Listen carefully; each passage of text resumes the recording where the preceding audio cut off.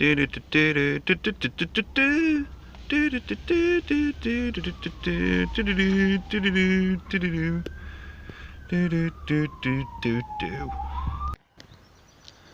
these are the forks from the green Maxi. I've never took any of these apart before, so I'm going to film it so I have a fair idea of how they go back together.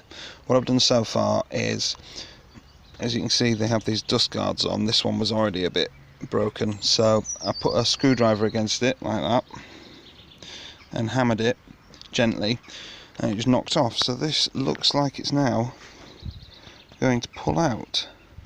So let's see what's on the end of it. Difficult because I've not got my tripod with me.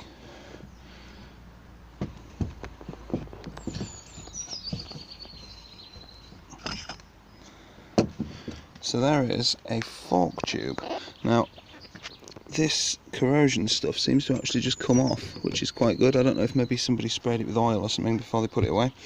So these might actually be usable.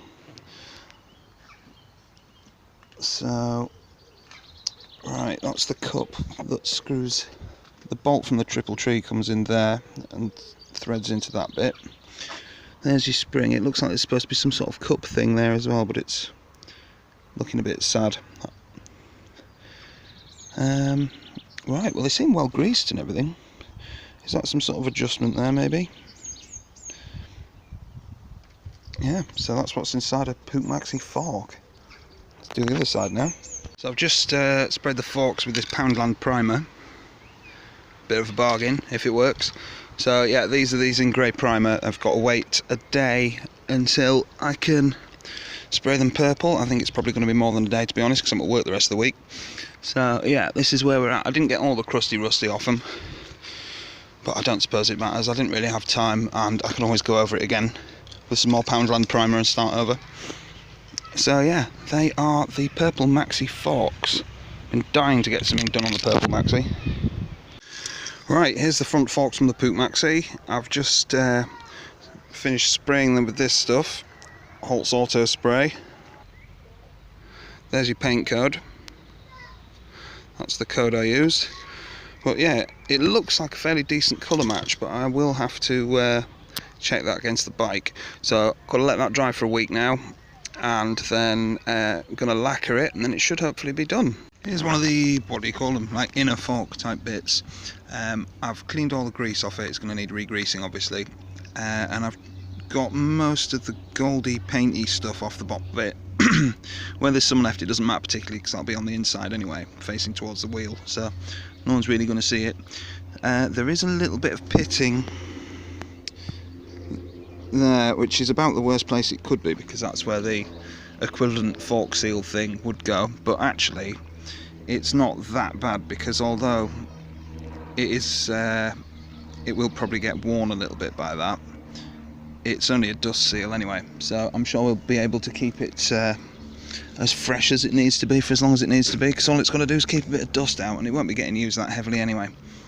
So there's two plastic bushings which I still need to clean actually, which I'll show you in a bit, but they go there and up there, and I was worried about getting them in the wrong places, but actually they're stuck in these little holes by two little pips sort of things, so they're actually fairly difficult to get wrong. So I've got the other one to do, and now I'll show you the forks that I've finished painting and lacquering. Here's the freshly painted forks for the Maxi I. In fact, I've not even took the masking tape off the stem yet, but yeah, I'm fairly pleased with the result. See if I can get you a bit of focus on it. Yeah, it's come out pretty well, but I did go slightly overboard with the lacquer. It was a good finish until I knackered it up. Come on, focus. Yeah, look, there's plenty of little blemishes and stuff here where it was a run basically, and it's the bubbles in the lacquer, because there was so much lacquer, sort of caused a bit of a surface thing going on. And there's another one over here somewhere as well, just at the top.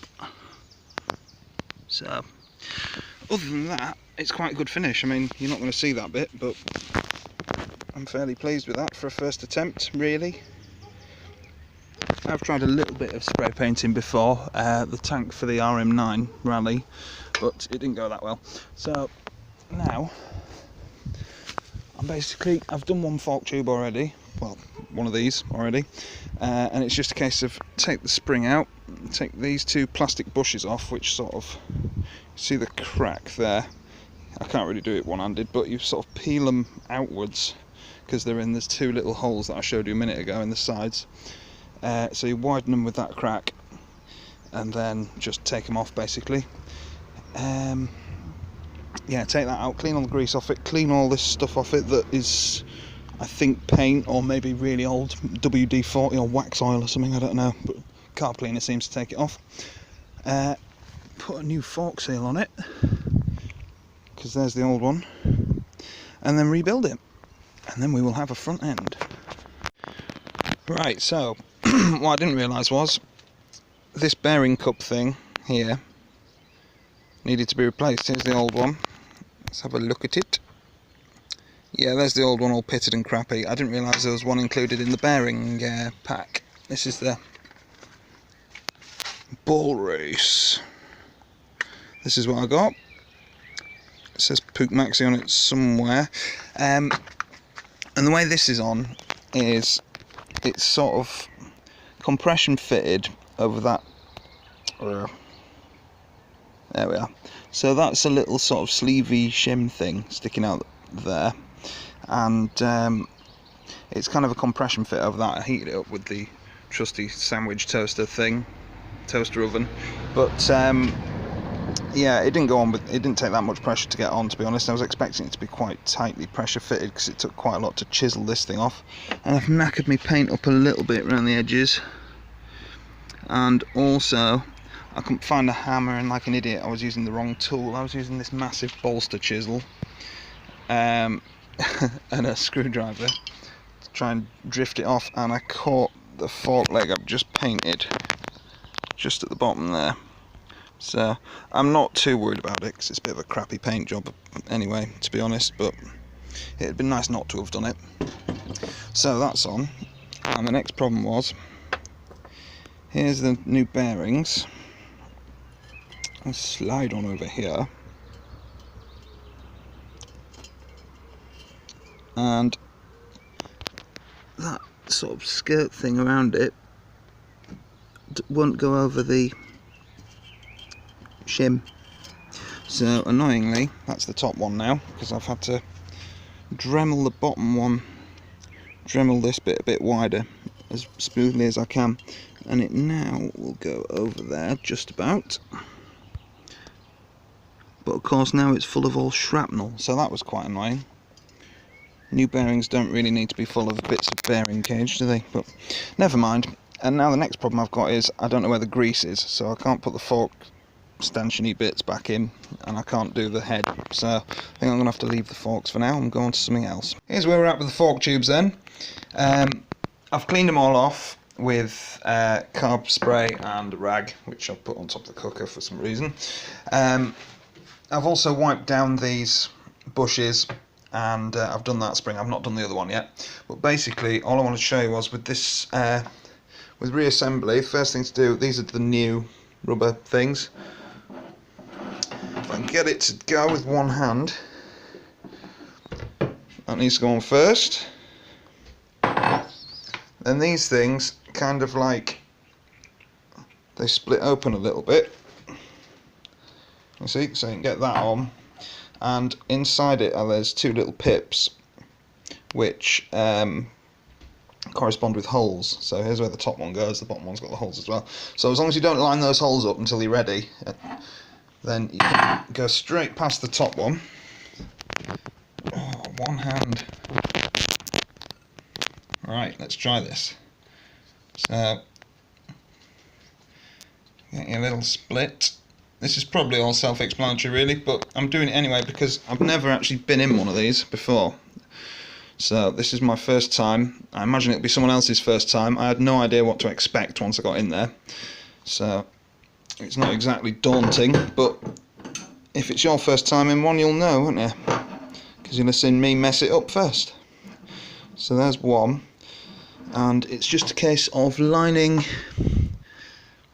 that hole up with that little pip thing, which is under there. You probably can't see it.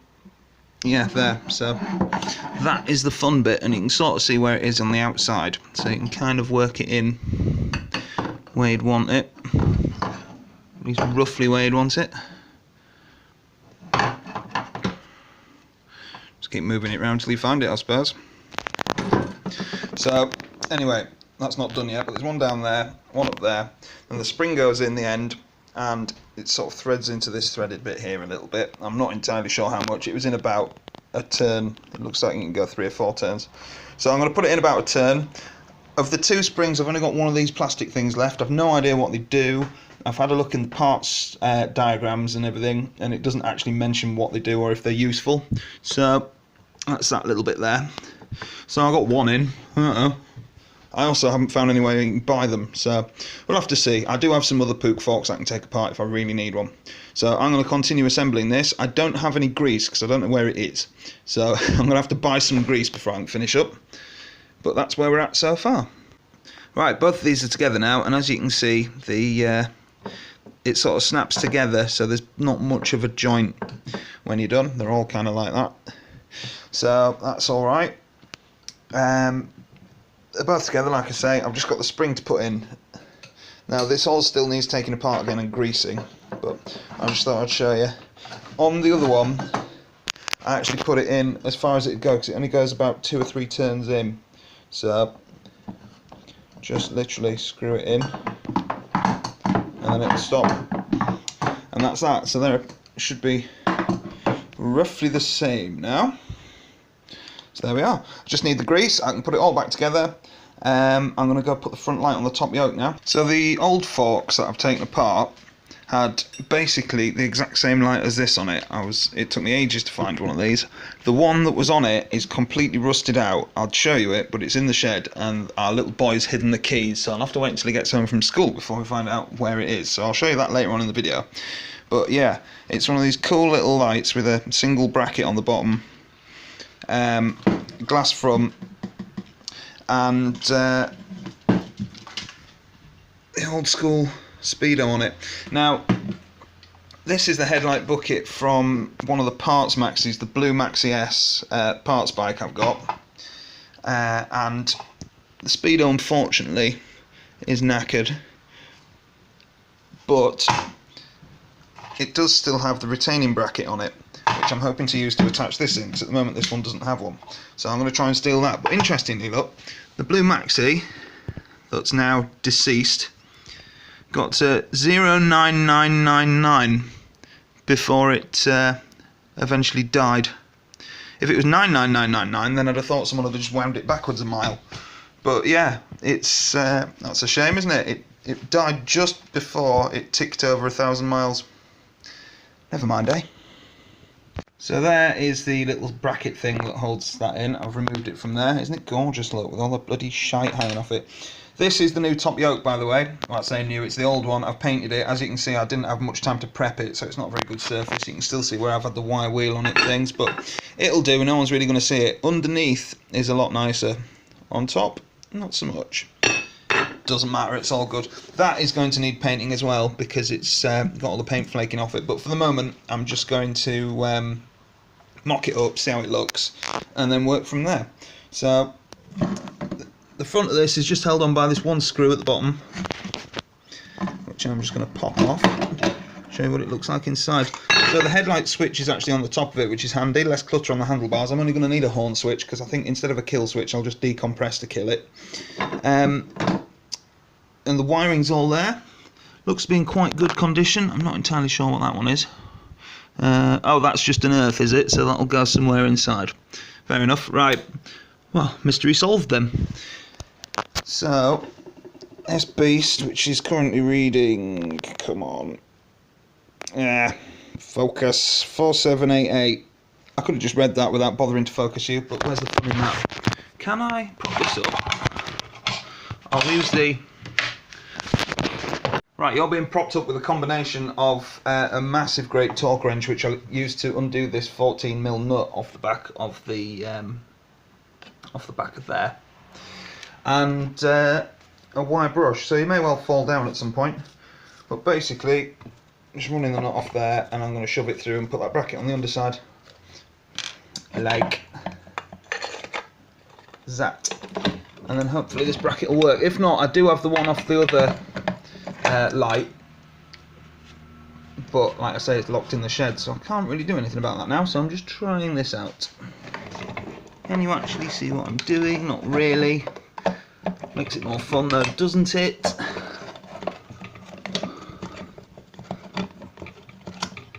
So I'm going to go ahead and say I think that's going to work. I think.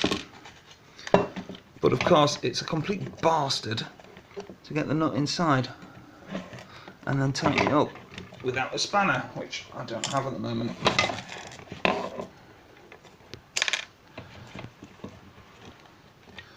All I'm doing is I'm trying to run that nut I've caught the thread now, trying to run that nut down onto the stem that is also the same bit of thread that the speedo cable goes onto in there. Again, this is all straightforward stuff, I'm just showing you that I'm doing it really, rather than how to do it. It's all fairly straightforward. I'm just showing you what bits have gone into actually building the front end of this bike. So the forks are mainly the purple Maxi forks. I have used a few bits off the green Maxi, which is a spares bike. Officially, really, it needs to be the original forks. So I've taken that to mean, you know, including repairing the forks, because otherwise it'd never go back on the road. You know, I've not put a set of brand new EBR forks on it or anything. These are original Puch Maxi forks, sprayed up to be identical to the ones that would have been on it before they were knackered. And as far as I'm concerned, I've done my bit, and hopefully the DVLA will agree with me that it can have its original registration back, because it's an original bike, because that's what this is all about really. I'm not one of these guys that does bikes up and then sells the number plates on, or does them up, sells the number plates and then scraps them. If possible, I'd like to keep the original number plate with a bike, as it's part of its history, and I'm a bit of a weirdo with that sort of thing. Anyway, all that aside, it's now in. It's not in properly, I need to tighten it up with a spanner, but it's not going to fall out when I turn it upside down and smash the speedo, which is what I was worried about. So, job done there. I will show you what the old headlight bucket looked like when I can dig it out the shed, and I think that's everything for now. So the little lads finally let me in the shed, and this is the light I was talking about. Look at that speedo. That's the mileage on it, more than the other one anyway, at least. So yeah, this is about the level things have to get to before I say no, can't really reuse that. I'm afraid that really is scrap. But yeah, I mean, this is pretty much beyond redemption. But there are, believe it or not, I'm going to be salvaging some bits off this that I need. So it's, yeah, it's not total waste. It is a shame that it got that bad. But the bike that it came off was in a barn under a leaky roof for about 30 years, so that's why. Again, this is the horn. I don't think I can reuse that. I'd love to, but I think it's beyond it. But that's what's inside an AC horn anyway, in case you were wondering. This one didn't need taking apart, it did it itself. So I went to the local tractor supply place, and this was £1.80 for a grease gun cartridge. My grease gun doesn't take cartridges, but you know, I'll take that, use it, why not? The top and bottom here, oh hello, so top and bottom here, that one and the one underneath are sort of like cups for the bearing races to sit in. And I've got a replacement set of them with the bearing. Now I'm not entirely sure of the quality of the new ones, and I don't want to break these ones and then find out that the ones I've got to replace them can't work. I have tried briefly tapping them, and tapping them from the inside edges because they only go about to there, but I'm going to distort them. So what I've got is my blind bearing puller. Now I can't do this one-handed, but basically this is, if you've never used one before, they're a very handy tool to have, especially for wheel bearings and stuff. That bit slides inside there, assuming it's big enough to actually work, that is, and then you get an adjustable spanner on there and another one on there, and screw that bit of thread in, and it opens this out, and it will grab the sort of inner lip in there where it ends. So you've got that in there, but tightened up. So it's basically grabbed hold of that, And then you get your slide hammer, screw that on the end, and then how are we going to do this? Like that.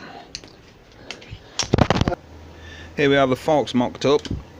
They seem to work. I've never done this before, but they seem about adjusted right. I'll check them over properly in a minute, but I've just put them on just to see how they look, and I'm quite pleased with it so far. See if I can do this one-handed.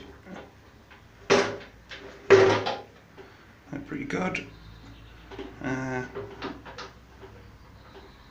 No play, so that's awesome. And there's your colour match. It's sort of similar. It's not identical, but it's a good match, I think. About as good as it's going to get. So there we are. Next time we're going to be putting the top yoke on. I'm going to have resprayed the front light, done the front fender, done the wheels, and maybe if we've got time do the swing arm as well. Thanks for watching.